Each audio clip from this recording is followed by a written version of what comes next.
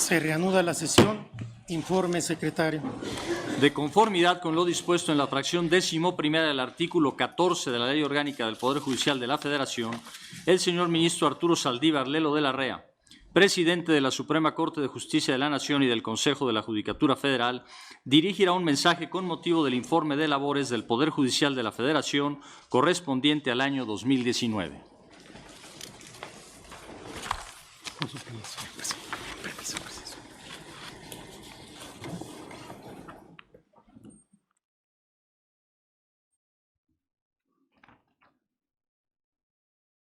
Señoras y señores ministros, agradezco y reconozco la presencia en este acto solemne del señor presidente de los Estados Unidos mexicanos, licenciado Andrés Manuel López Obrador, así como de las señoras presidentas de las mesas directivas de la Cámara de Diputados y del Senado de la República, diputada Laura Angélica Rojas Hernández y senadora Mónica Fernández Balboa, respectivamente.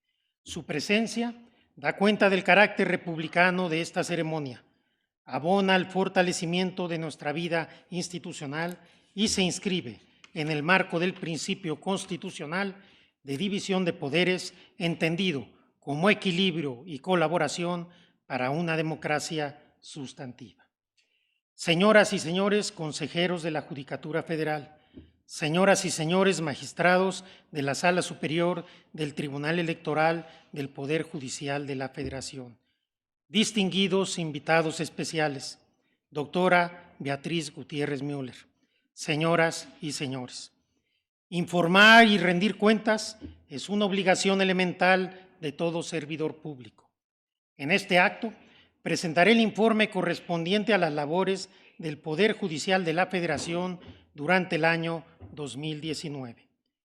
Todo lo logrado se debe al esfuerzo colectivo de las señoras y señores ministros, a las señoras y señores consejeros que integran e integraron el Consejo de la Judicatura Federal durante el mencionado periodo, así como a todas las personas que colaboran en la presidencia de la Suprema Corte y del Consejo y a los alrededor de 48,000 servidores públicos que integran el Poder Judicial.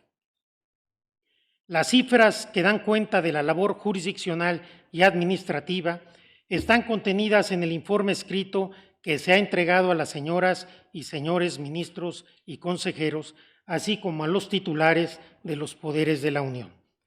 Procuraré no repetir estas cifras, sino centrarme en exponer los ejes a partir de los cuales hemos emprendido un camino de profunda transformación con la finalidad de acortar la brecha que existe entre la justicia tan anhelada para los mexicanos y aquella a la que hoy en día tienen realmente acceso. El Poder Judicial de la Federación, esta noble institución que me honra representar, es uno de los pilares fundamentales de nuestro sistema constitucional. Para el adecuado funcionamiento del delicado engranaje republicano es indispensable una rama judicial fuerte, autónoma, independiente y, sobre todo, que goce de la confianza social. Contar con jueces honestos, valientes, preparados, sensibles y comprometidos con los valores constitucionales es tan necesario para una sociedad libre y democrática como lo es la integridad del sistema representativo en su conjunto. Mucho se ha logrado al respecto en las últimas décadas. El Poder Judicial ha alcanzado un grado de fortaleza institucional que le permite dar salida a los conflictos, brindar certidumbre al orden jurídico y ejercer un control efectivo de la constitucionalidad de las normas y actos del poder público, en defensa de las atribuciones y competencias constitucionales y de los derechos humanos de las personas, contribuyendo a la gobernabilidad, la seguridad jurídica y el Estado de Derecho. Un grupo de alrededor de 1,500 juzgadores imparte día con día justicia federal en nombre de la Unión. Lo hacen en condiciones muchas veces heroicas, en lugares apartados, lejos de sus familias, con largas jornadas de trabajo, enfrentando con aplomo las presiones mediáticas del poder económico y también de la delincuencia organizada. A ellas y a ellos, así como a todo el personal de carrera judicial y administrativo que se entrega con honestidad y excelencia al servicio público, les expreso mi total reconocimiento. Hace un cuarto de siglo se renovó el diseño institucional del Poder Judicial para fortalecer su independencia y su capacidad de dar respuesta a las demandas de justicia. Se cumplen 25 años de que la Suprema Corte asumió el rol de Tribunal Constitucional del Estado mexicano. Desde entonces, hemos avanzado y nos hemos consolidado como pieza fundamental de nuestro sistema constitucional y democrático de derecho. La Corte se ha comprometido con la defensa de los derechos humanos, estableciendo interpretaciones que buscan darles efectividad para hacerlos una realidad en la vida de las personas. Hemos entendido a los derechos como la vía para la construcción de una sociedad justa e igualitaria, en donde todas las personas puedan vivir con dignidad, libres de discriminación y con acceso a oportunidades que les den verdadera libertad de perseguir sus sueños sin importar la cuna en que nacieron.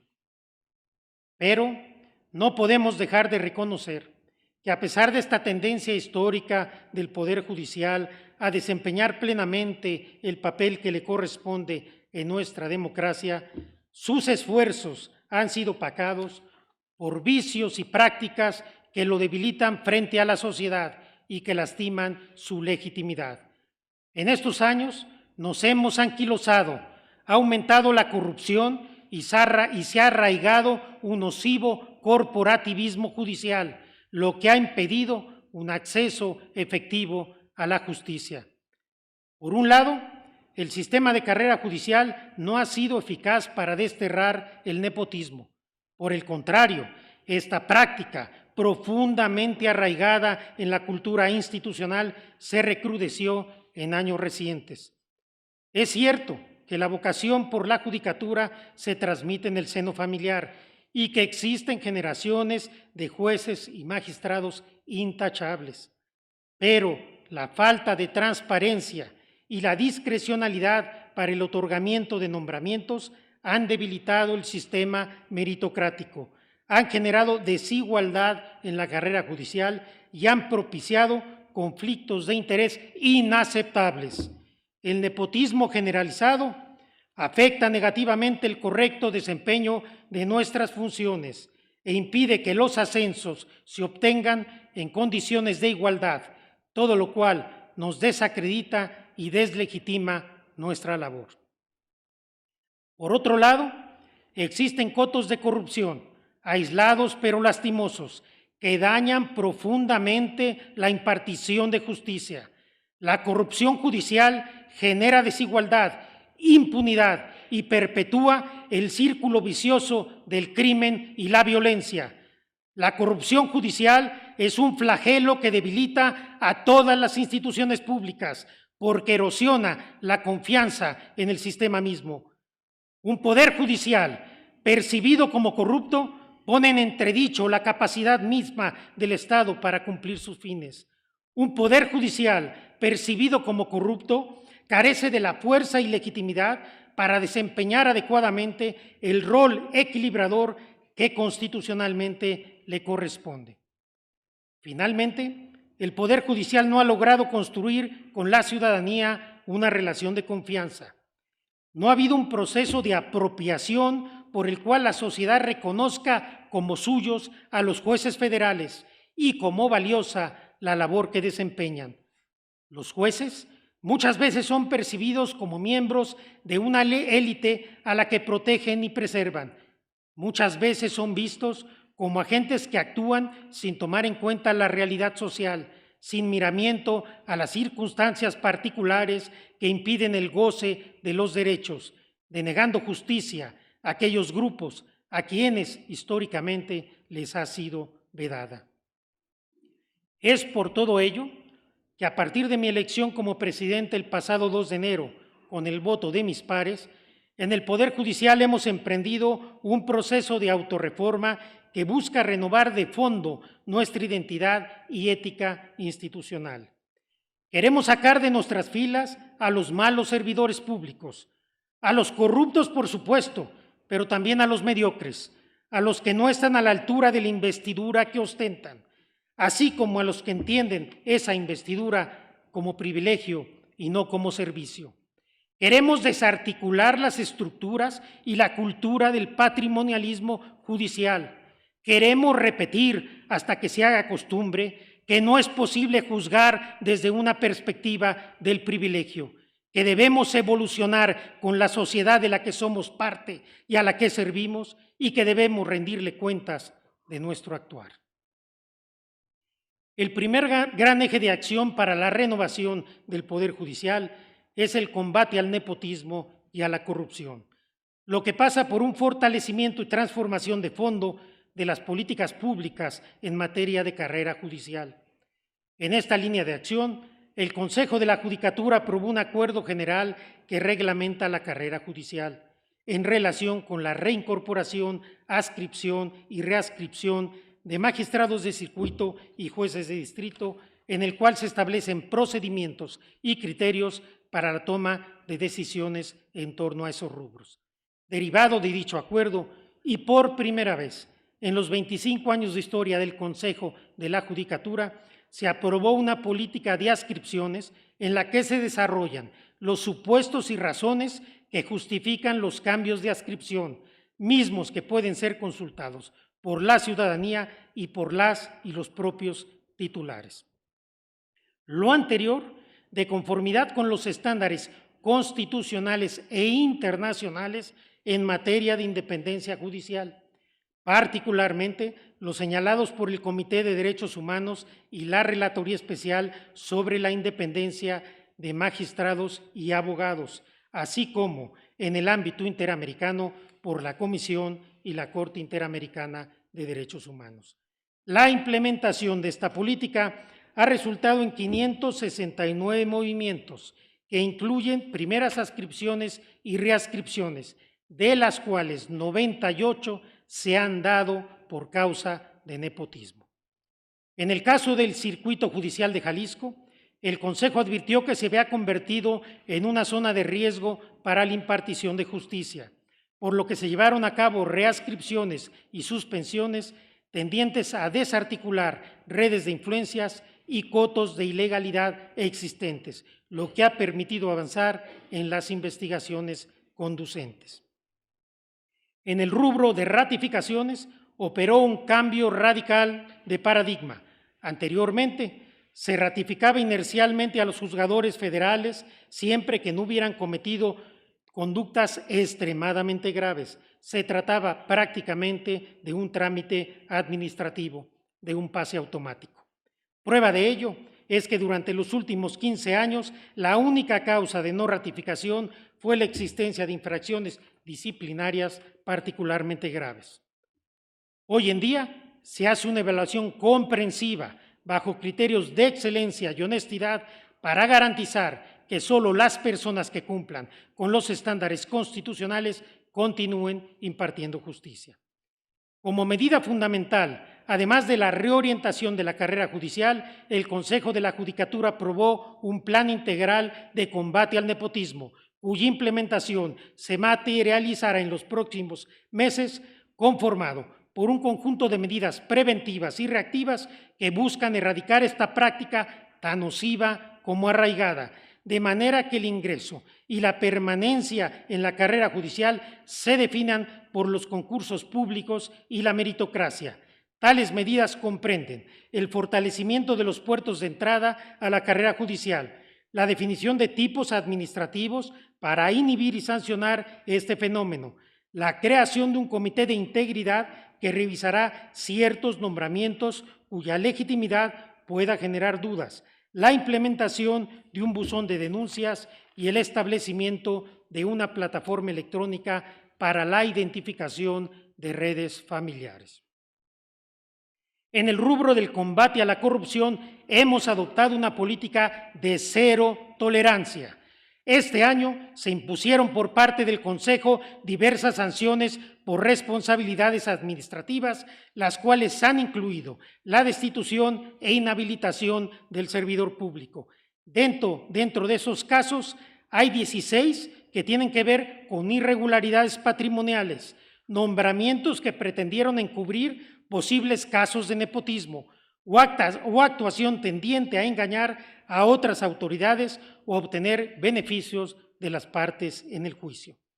Al respecto, destaca la destitución de un juez de distrito por corrupción, haber actuado en contra de constancias y haber incurrido en errores inexcusables en un caso de pederastia, así como las destituciones de 2 magistrados de circuito por notoria ineptitud y graves irregularidades detectadas en sus declaraciones patrimoniales. Asimismo, a la par que se abatió el rezago en la atención de quejas, denuncias y procedimientos disciplinarios de oficio que existía el año pasado, se observó un marcado aumento en la presentación de quejas. Los expedientes de investigación administrativa y jurisdiccional prácticamente se triplicaron respecto de 2018. Esta tendencia típica en la presentación de quejas, sin duda, habla de una mayor confianza de la sociedad y de los propios miembros del Poder Judicial en que las mismas serán resueltas y que de probarse los hechos denunciados habrá consecuencias. En cuanto a la revisión de las visitas ordinarias que permiten auditar permanentemente el funcionamiento de los órganos jurisdiccionales, los dictámenes aumentaron en un 255%. Esto se ha acompañado de un replanteamiento en los criterios de productividad y estabilidad laboral que se exigen a las y los juzgadores federales. Se implementó un programa anual de verificación de situación patrimonial que permite dar seguimiento adecuado a la evolución patrimonial de los servidores públicos del Poder Judicial. Por lo que hace a la responsabilidad penal, se presentaron 4 denuncias ante la Fiscalía General de la República en contra de magistrados de circuito. En uno de los casos, el inculpado ya fue vinculado a proceso y se encuentra en prisión preventiva. Asimismo, aumentó el desahogo de solicitudes ministeriales relacionadas con investigaciones sobre hechos delictivos atribuidos a servidores públicos en un 158% respecto de 2018. Por último, para asegurar que los funcionarios judiciales puedan desarrollar sus funciones libres de presiones, amenazas e intimidaciones y proteger su independencia e imparcialidad, el Consejo elaboró 199 evaluaciones de riesgo a servidores públicos con la finalidad de determinar las medidas de seguridad que requieren. La corrupción y el nepotismo se alimentan de la impunidad que mucho tiempo las ha acompañado. Que quede claro que esto se acabó, que no toleraremos a los servidores públicos que anteponen sus intereses personales a los de la justicia. Estamos limpiando la casa y no cejaremos en este compromiso. Hay una gran mayoría de juezas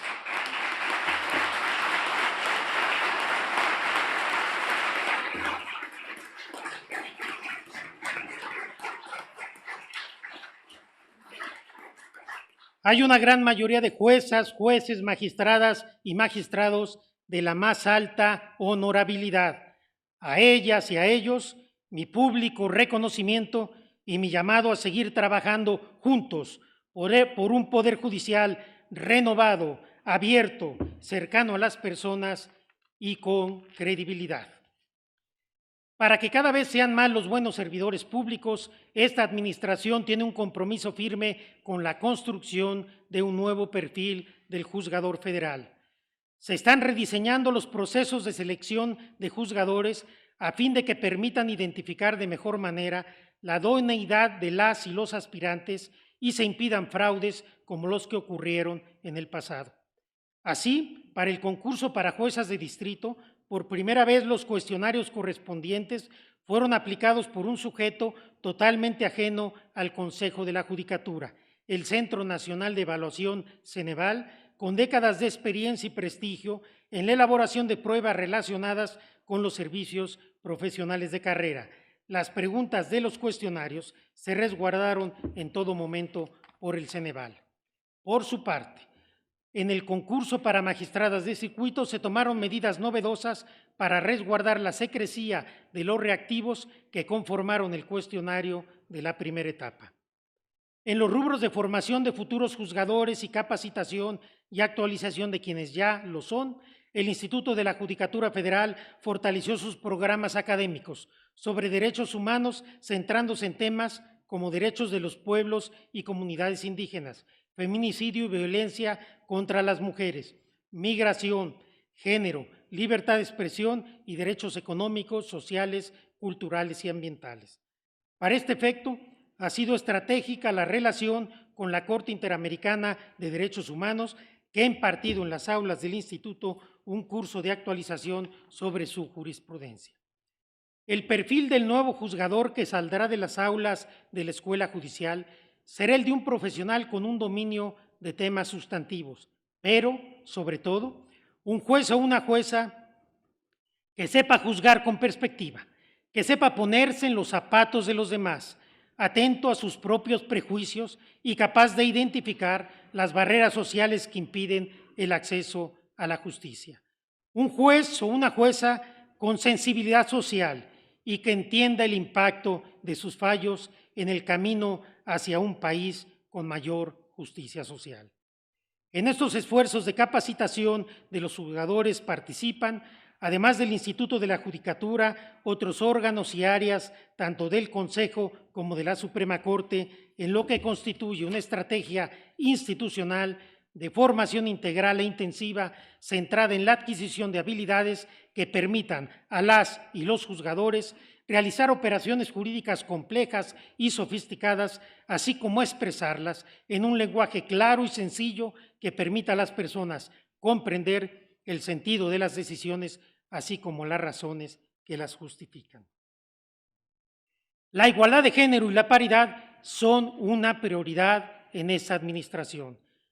Para vencer la inercia apabullante de las estructuras sociales que reproducen la desigualdad, todos tenemos que nadar contracorriente, reconocer nuestros privilegios y revertir las prácticas que los han perpetuado injustamente. La brecha de género que existe en las categorías más altas de la carrera judicial es inaceptable. Por un lado, porque representa una violación a los derechos de las mujeres al interior de la institución. Es el reflejo de inercias institucionales que, de facto, impiden el acceso igualitario a las oportunidades. Y por otro lado, porque en una sociedad compuesta por hombres y mujeres, es necesario que en todas las esferas de toma de decisiones participen paritariamente, para incorporar sus talentos y experiencias vitales en beneficio de la sociedad. La paridad en la judicatura contribuye a una mayor diversidad y con ello a una mejor impartición de justicia y, consecuentemente, una mayor legitimidad institucional. Por esta razón, se implementaron 2 concursos de oposición dirigidos exclusivamente a mujeres. Los concursos concluyeron con el nombramiento de 25 nuevas juezas de distrito y 13 nuevas magistradas de circuito. En el caso de las juezas, se realizó un esfuerzo fundamental para que casi la totalidad de las ganadoras obtuvieran adscripciones en su lugar de residencia o en uno cercano. Para que estas acciones afirmativas cumplan su propósito compensatorio en forma definitiva, deben ir acompañadas de políticas públicas que transformen la cultura institucional y que corrijan las estructuras que a lo largo de los años han contribuido a la desigualdad. Como parte de ello, en la Suprema Corte y en el Consejo se han emprendido acciones firmes para prevenir y combatir la violencia por razón de género. Ejemplo de esto fue la destitución e inhabilitación por 10 años de un juez federal en Jalisco por hostigamiento sexual y laboral, entre otras causas. Se mejoraron los manuales y protocolos en materia de hostigamiento laboral y acoso sexual, que sirven como lineamiento en la atención de las quejas y denuncias, y se capacitó al personal respectivo en perspectiva de género y primeros auxilios psicológicos. De manera relevante, el Consejo de la Judicatura aprobó la existencia de una unidad de apoyo a mujeres en casos de acoso sexual, la cual brindará acompañamiento jurídico, médico y psicológico en los procedimientos correspondientes, asegurando que las denunciantes reciban atención adecuada y oportuna e inhibiendo así el temor de las víctimas a denunciar. Dicha unidad también tendrá funciones preventivas con protocolos de actuación de servidores públicos y contará con mecanismos de avanzada para detectar ambientes de acoso en los órganos jurisdiccionales y administrativos. Por otra parte, se estableció en la Suprema Corte el Consejo Consultivo de la Unidad General de Igualdad de Género como una instancia de apoyo para la definición y ejecución de las acciones en esta materia. Este Consejo Consultivo se encuentra integrado por 11 personas de reconocida trayectoria, que por su conocimiento y experiencia están aportando recomendaciones valiosas para lograr mejores condiciones de igualdad de género. Esto en la lógica, además, de un mayor acercamiento a la sociedad y de coparticipación en el diseño de políticas públicas. El compromiso con la igualdad incluye una visión de corresponsabilidad y de conciliación de la vida laboral y familiar. En este sentido, se han tomado medidas que tienen como finalidad reconocer el rol de la paternidad y avanzar en la cultura del equilibrio en las labores de cuidado. En la Suprema Corte se establecieron lineamientos para el otorgamiento de licencias con goce de sueldo para que el personal que tenga hijos inscritos en el CENDI, cuando estos requieran atención médica, precisándose que si ambos padres trabajan en la Corte, tendrán derecho a elegir cuál de los dos accederá a la licencia, pero debiendo ejercer el derecho en forma alternada para evitar que sea siempre la madre quien deba ausentarse de su trabajo o solicitar apoyo en estos casos. La igualdad de derechos.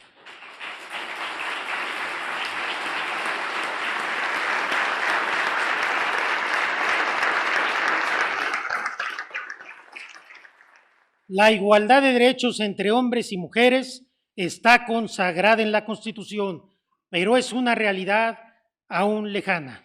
Cerrar la brecha que nos separa en términos de oportunidades, salarios, seguridad, reconocimiento y respeto requiere un esfuerzo constante, con el cual estamos comprometidos.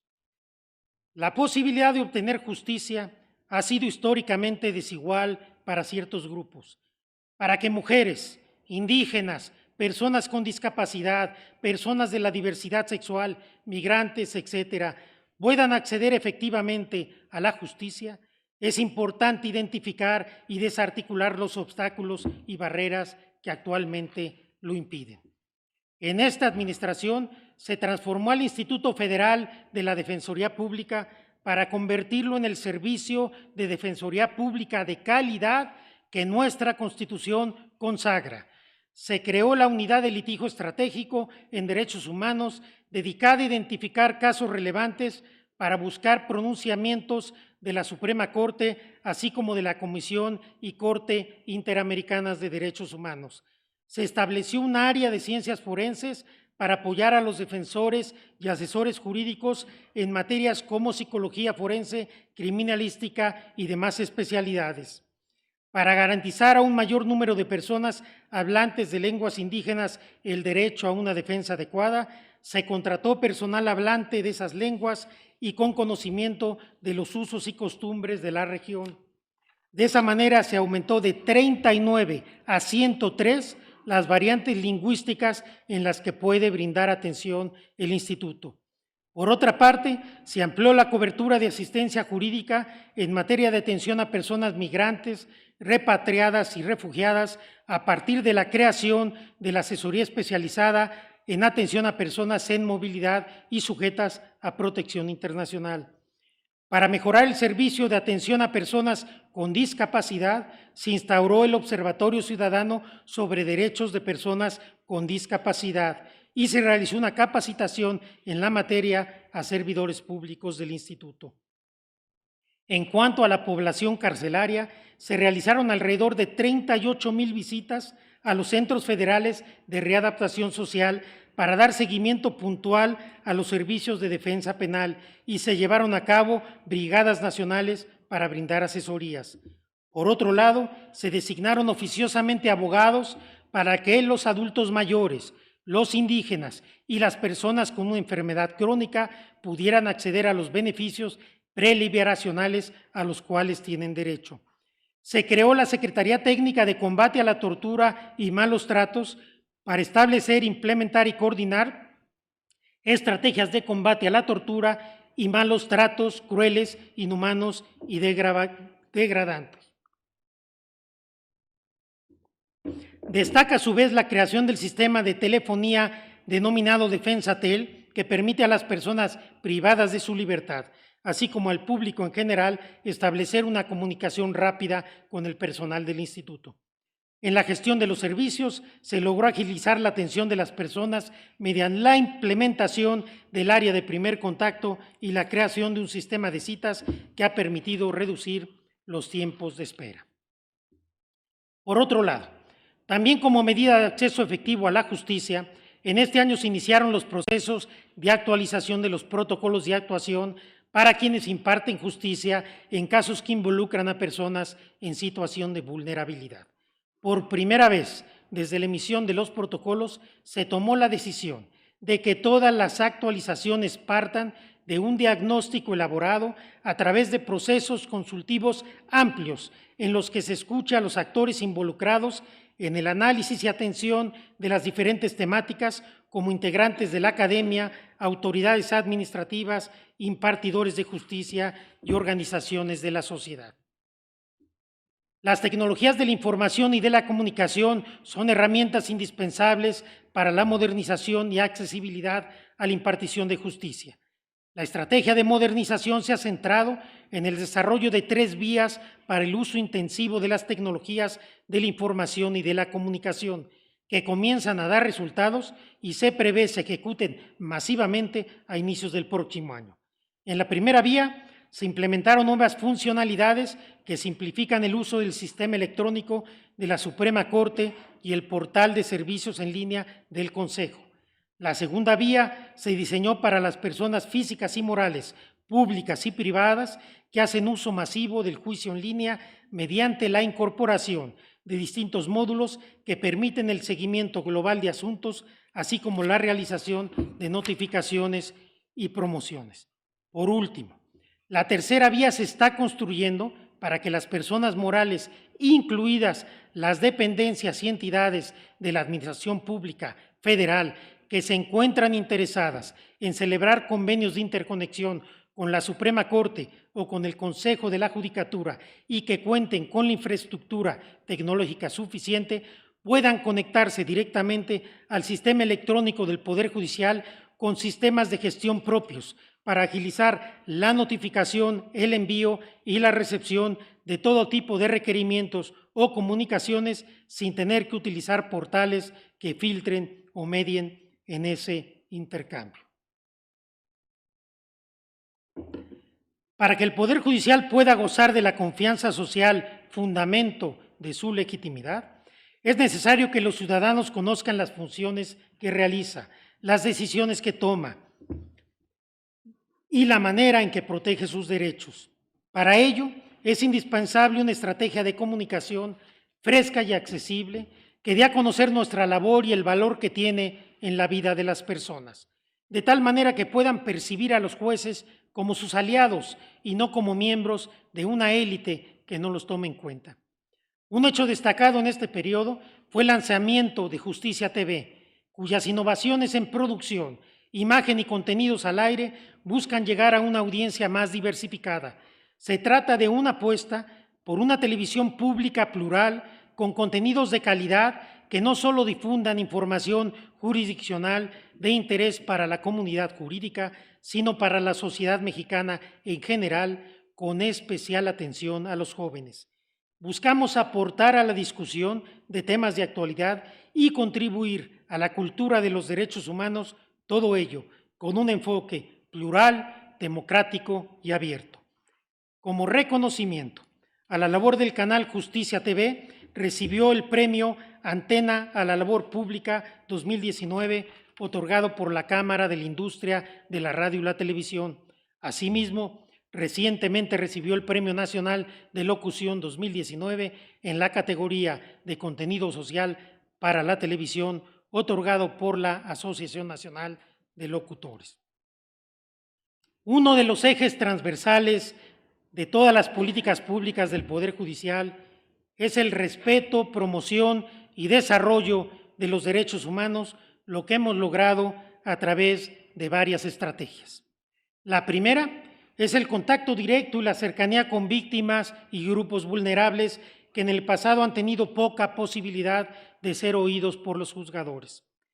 En virtud de esta política de acercamiento y atención, recibí en audiencia, entre otros grupos, a los integrantes de la Comisión para la Verdad y Acceso a la Justicia del caso Ayotzinapa y a los familiares de las víctimas del incendio de la guardería ABC.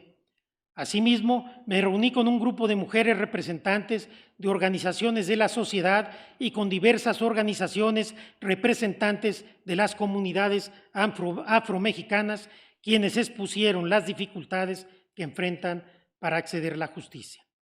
La segunda estrategia se centra en la difusión, rubro en el cual la Suprema Corte y el Consejo llevaron a cabo una ardua e intensa tarea para promover y difundir la cultura de protección y respeto a los derechos humanos en la sociedad en general y al interior del Poder Judicial en particular.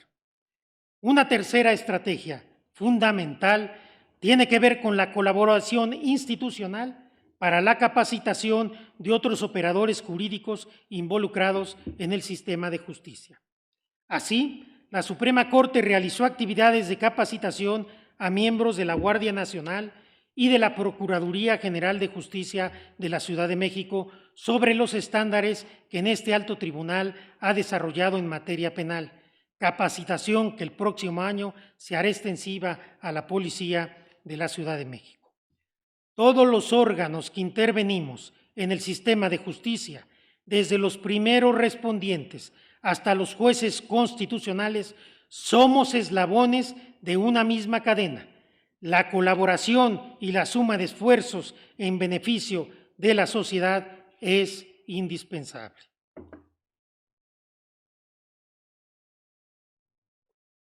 La renovación del Poder Judicial para garantizar su independencia de cara a la sociedad no puede lograrse sin cambios profundos en su funcionamiento administrativo. Una mejor justicia implica también una mejor administración, más eficiente y austera, que mantenga su cercanía con la sociedad y que administre con esmero y diligencia los recursos que la sociedad le confiere.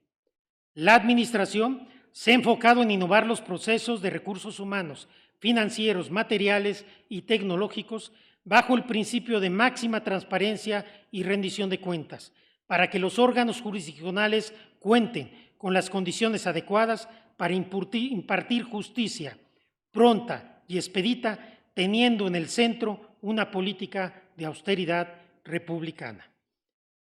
Uno de los principales logros es el ejercicio del presupuesto, que alcanzó una eficiencia en el uso de los recursos del 99%, abatiendo una tendencia histórica de subejercicio, incluso con partidas que iniciaron sin recursos, lo que implicó un mayor esfuerzo de contención del gasto para su reorientación hacia áreas prioritarias. Se generaron ahorros del orden de 2.600 millones de pesos que se destinaron a proyectos estratégicos dirigidos a fortalecer la función jurisdiccional. Como ejemplo de ello, se implementó un sistema de gestión gracias al cual se automatizaron trámites y servicios para múltiples procesos administrativos, con lo cual se ahorra en tiempo, papel y materiales de impresión y permitió además ajustar y reducir la estructura de diversas áreas administrativas. Se cambió el modelo de compra de bienes de impresión a servicios administrados de impresión, digitalización y copiado, el cual incluye equipos, tóner y papel. Durante la vigencia del contrato se estiman ahorros del 15%, lo que representará 720 millones de pesos en 48 meses comparado con el esquema anterior. En tan solo 4 meses se implementó la nueva red privada virtual.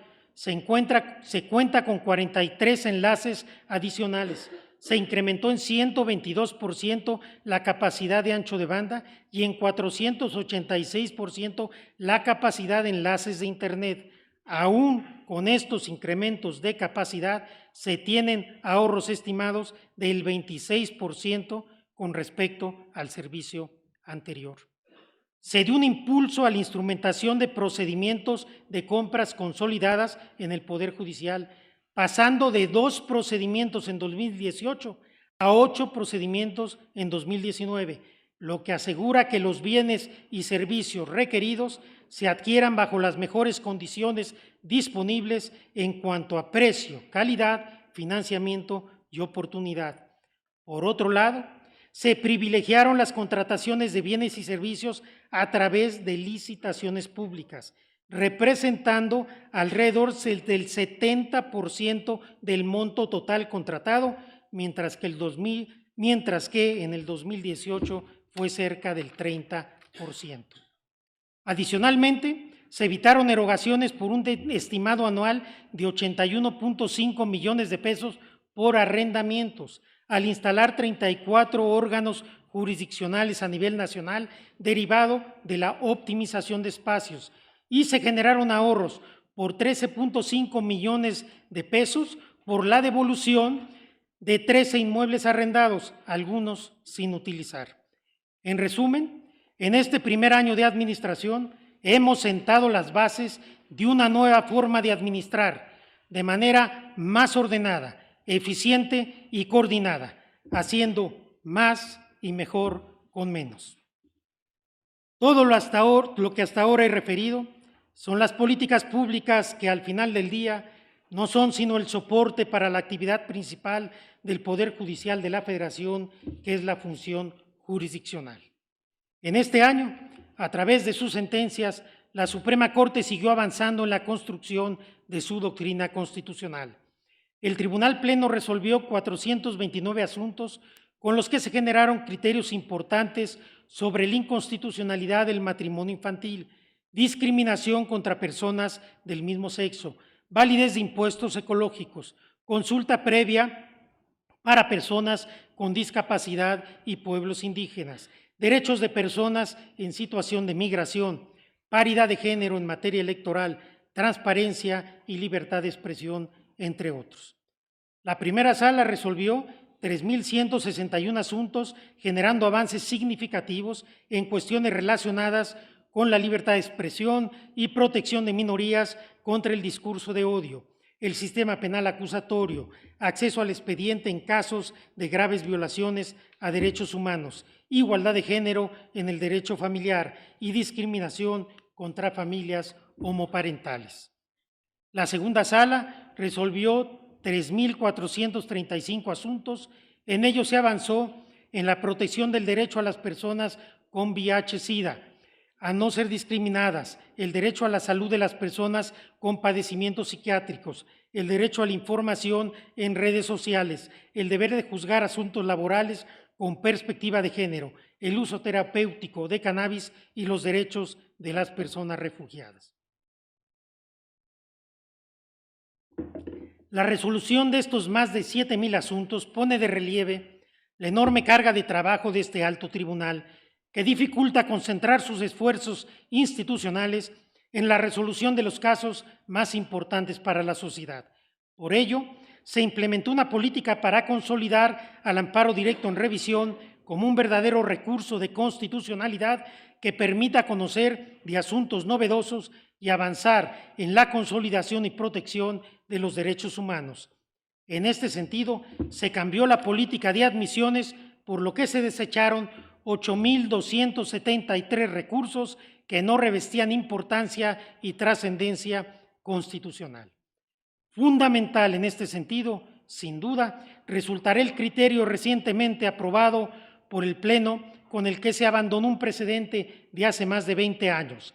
Se retoma la naturaleza de la controversia constitucional como medio de control de violaciones directas a la Constitución, lo que permitirá a la Corte centrar sus esfuerzos en la construcción de criterios relevantes para el orden jurídico nacional que orienten a todos los operadores jurídicos y que hagan diferencia en las vidas de las personas, reforzándose así el rol de la Suprema Corte como Tribunal Constitucional del Estado mexicano.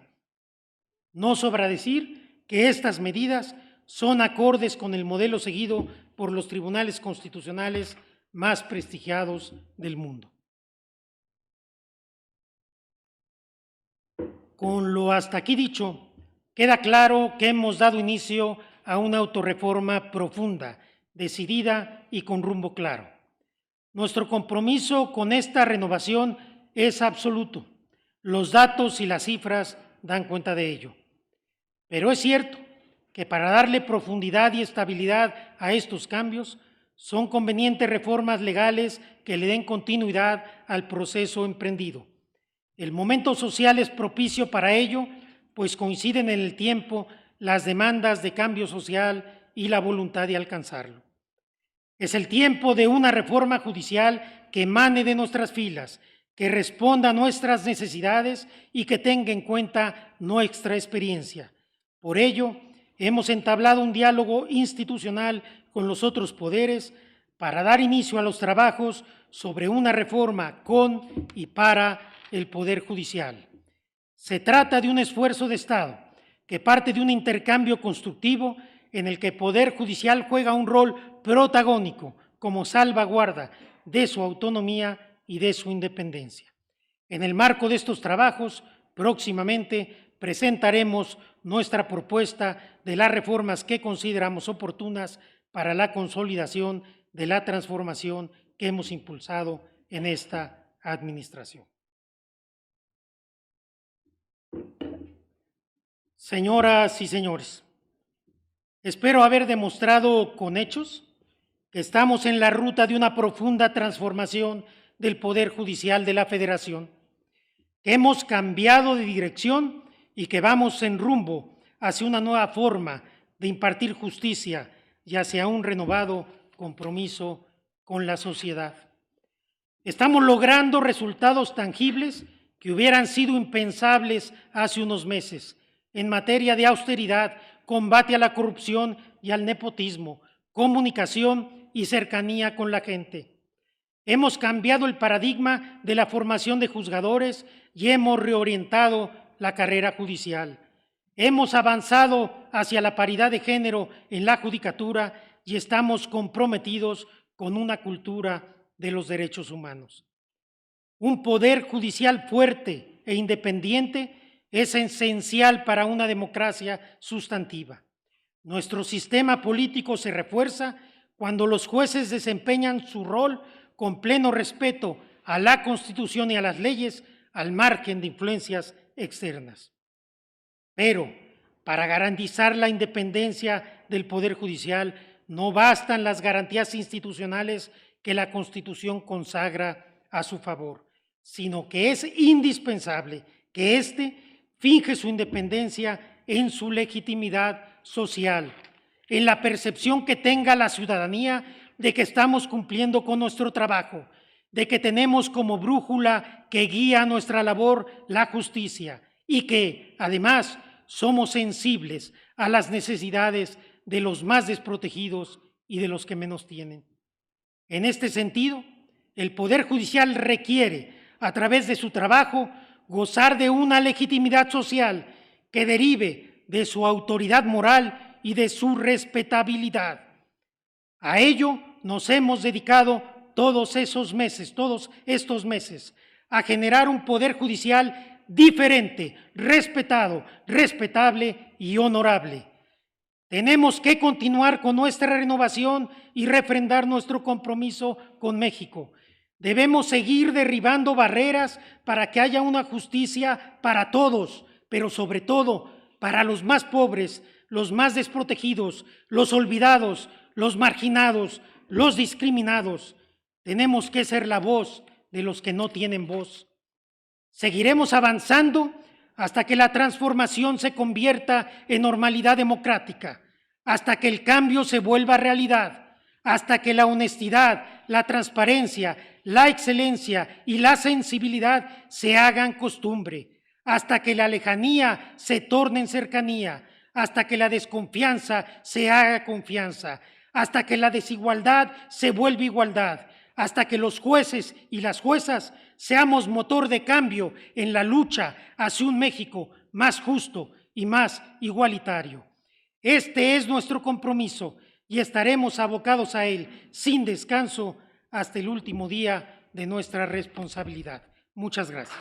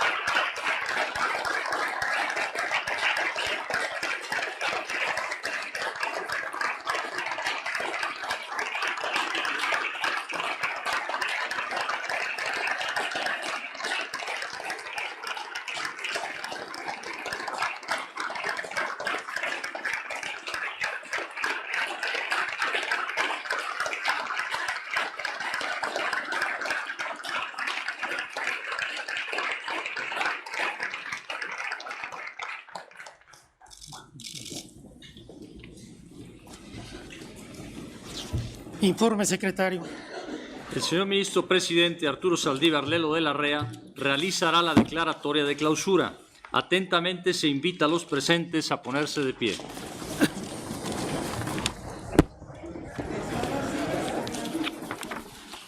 Hoy, miércoles 11 de diciembre de 2019, la Suprema Corte de Justicia de la Nación declara solemnemente clausurado el segundo periodo de sesiones correspondiente al año en curso, con efectos a partir del primer minuto del sábado 14 siguiente.